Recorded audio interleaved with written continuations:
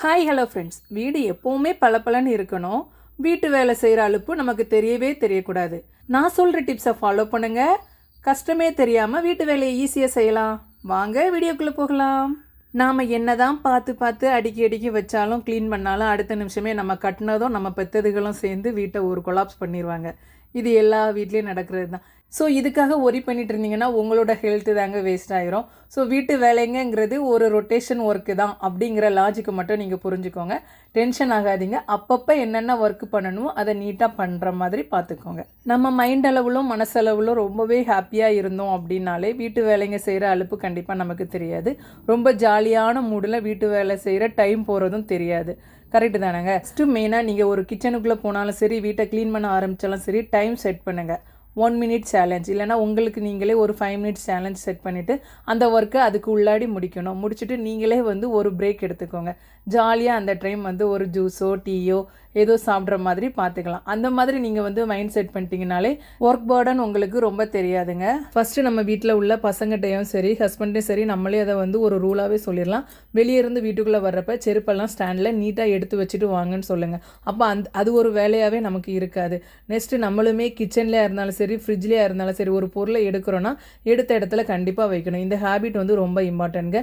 நம்ம எடுத்ததை இன்னொரு இடத்துல வச்சுட்டு மறுபடியும் தேடுறதும் சரி, அகெயின் அதை எடுத்து வைக்கிறதுமே ஒரு பெரிய வேலையாக இருக்கும். டீ காஃபி நீங்கள் குடித்த உடனே கப்பெல்லாம் கழுவி வைக்கிற ஒரு பழக்கத்தையும் எடுத்துகிட்டு வாங்க. நெக்ஸ்ட்டு கீ, நம்மளோட வீட்டு கீயாக இருந்தாலும் சரி, பைக்கு கீயாக இருந்தாலும் சரி, கார் கீயாக இருந்தாலும் key, medicine box, remote, charger எல்லாத்துக்குமே தனித்தனியாக ஒரு இடம் ஒதுக்கி வச்சுக்கோங்க. அந்தந்த இடத்துல வச்சு எடுக்கிற மாதிரி பார்த்துக்கோங்க.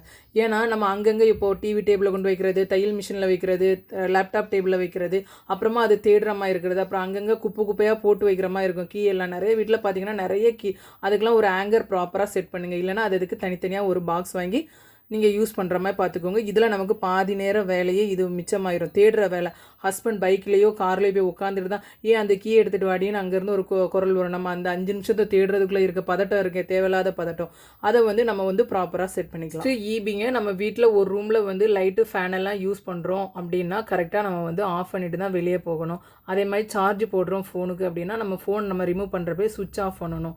இதெல்லாம் ப்ராப்பராக பண்ண வேண்டிய ஒர்க்கு. இது சம்டைம் பெரிய விபத்துலேயே வந்துடும். ஒரு சில வீட்டில் பார்த்தீங்கன்னா காலையில் யூனிஃபார்ம் அயன் பண்ணியிருப்பாங்க, சுவிட்ச் ஆன்லேயே இருக்கும்.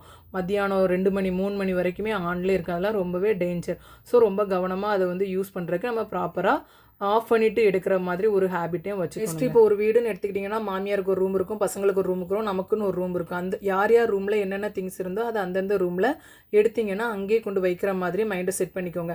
அப்புறமேட்டு ஒரு திங்ஸ் தேடுறப்ப எல்லா ரூம்லேயும் இருக்க மொத்த திங்ஸையும் குழப்புற மாதிரி இருக்கும், ஏதாவது மிஸ் ஆகியிருந்தனா. ஸோ இதுக்கு வழிவகுக்க வேண்டாம். எந்தெந்த ரூமில் என்னென்ன திங்ஸ் எடுக்கிறீங்களோ அந்தந்த ரூமில் அப்பப்போவே வச்சுக்கோங்க. சமையல் பண்ணிகிட்டே இருக்கிறப்ப க்ளீன் பண்ணுற ஒரு ஹேபிட்டையும் வச்சுக்கோங்க.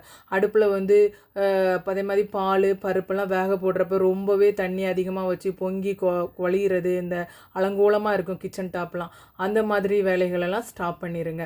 ஸோ ரொம்பவே நீட்டாக கிச்சனை யூஸ் பண்ணுங்கள். அப்பப்போ ஏதாவது கொட்டிடுச்சுனாலும் உடனே சடனாக அதை தேய்ச்சி எடுத்துருங்க, தொடச்சி எடுத்துருங்க. கிச்சனில் வேஸ்ட்டெல்லாம் நமக்கு தினமுமே வரும். வெஜிடபிள் கட் பண்ணுறதுலேருந்து சாப்பாடு வேஸ்ட்லேருந்து எல்லாமே அன்னன்னைக்கு நீங்கள் வெளியே குப்பையில் போட்டுட்டு அந்த டஸ்ட்பினையும் க்ளீன் பண்ணுற ஒரு ஹேபிட் ரொம்ப இம்பார்ட்டன்ட்டுங்க.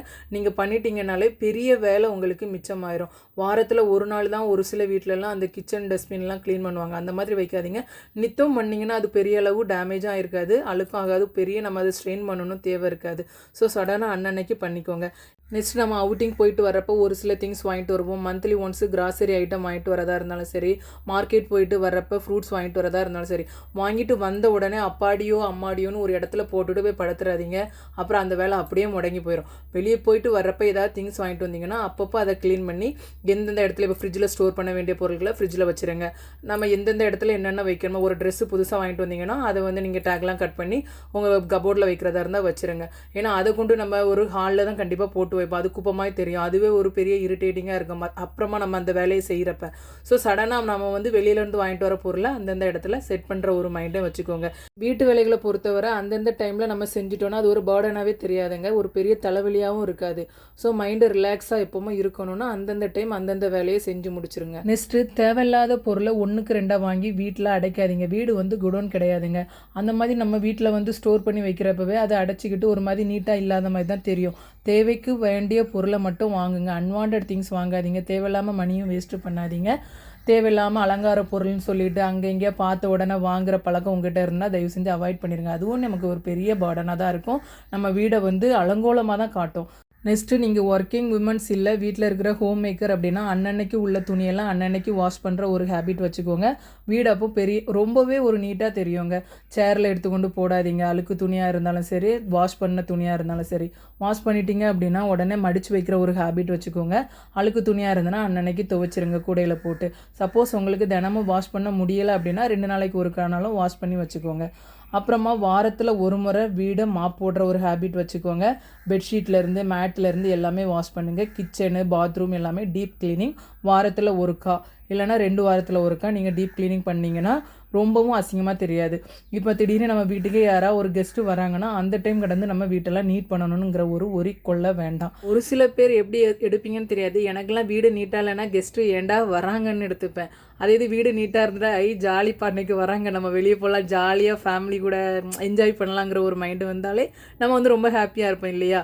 ஸோ அதோட பேசிக்கே என்ன, நம்ம வீடை எப்போவுமே தினமும் நீட்டாக வச்சுருந்தா அந்த ஊரியம் தேவையில்லை. அது ஒரு பேர்டனாகவும் தெரியாது. நெக்ஸ்ட்டு ரொம்ப இம்பார்ட்டன்ட்ங்க, பிள்ளைங்களோட நோட் புக்காக இருந்தாலும் சரி, நம்ம வீட்டில் நியூஸ் பேப்பர் வாங்குறதா இருந்தாலும் சரி, அப்பப்போ யூஸ் பண்ணிவிட்டு அந்தந்த இடத்துல எடுத்து வச்சுருங்க. இப்போ பிள்ளைங்களோட லாஸ்ட் இயர் நோட் புக்கெல்லாம் பார்த்திங்கன்னா டேபிளில் நம்ம சும்மா வச்சுருப்போம். தேவையில்லாத அன்வான்ட் டைரி, கேலண்டர்ஸ் இதெல்லாம் வீட்டில் அங்கங்கே தொங்க விடாதீங்க. தேவைன்னா மட்டும் பேருக்கு ஒரு ரூமுக்கு ஒரு கேலண்டர் போதும். டைரியாக உங்களோட யூசேஜை பொறுத்துட்டு அப்புறம் அதை எங்கே எடுத்து வைக்கணுமோ ப்ராப்பராக எடுத்து வச்சுருங்க. தேவையில்லாமல் அங்கங்கே புக்கு, நோட்டு, பேப்பர்ஸ் எல்லாம் போடாதீங்க. அதுவே வந்து குப்பை இருந்த மாதிரி தான் இருக்கும்.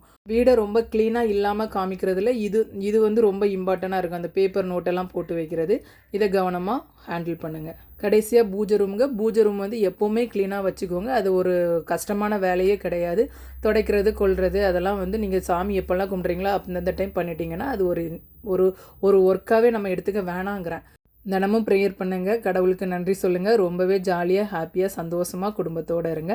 Okay tata, bye bye.